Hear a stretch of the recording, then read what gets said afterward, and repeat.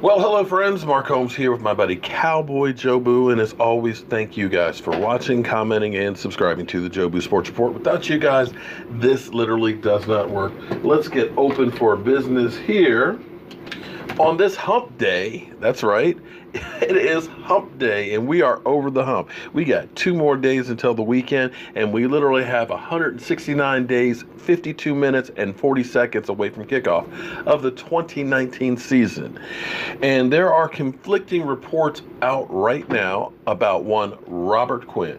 Robert Quinn, who came into Dallas yesterday for a visit, had lunch with Chris Richard as well as Rod Martinelli, excuse me. I know that the grammar police and all that are going to come get me, but I am a name butcher. That's what I do.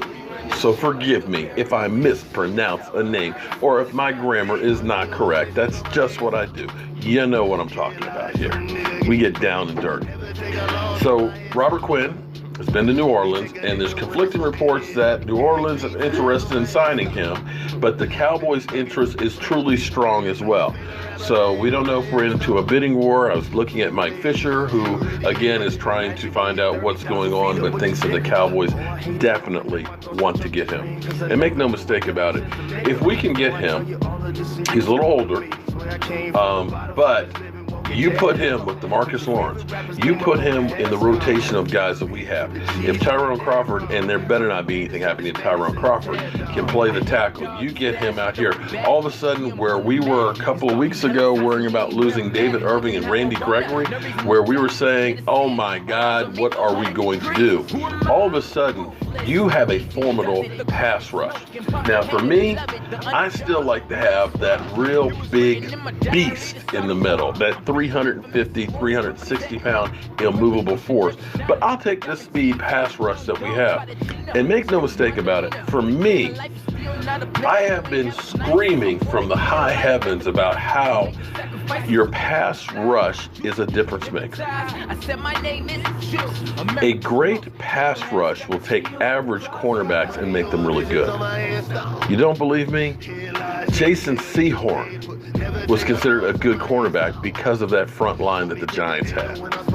Eli Manning gets all the publicity of being a 2-time Super Bowl MVP, but if it was not for that pass rush that they had, led by Michael Strahan, they would not have gotten the Super Bowl. That is a fact.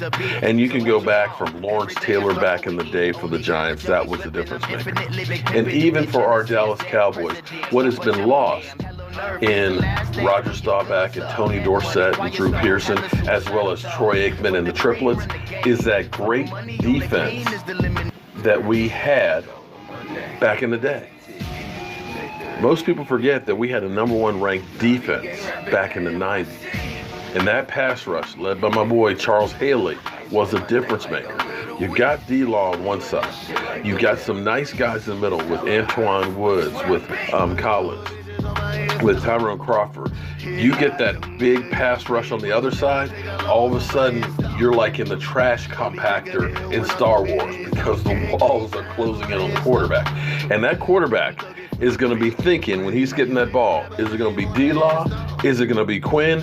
Is it going to be Antoine Woods or Tyrone Crawford coming up in the middle? And he's not going to be thinking about where that ball's going. He's going to be thinking about, is my head coming off? So let's hope, let's pray. If there's anything else that comes up on it, guys, I will be here to bring it to you. I'm really hoping and praying that they can work out something with this guy. Now, I'm heard other news as far as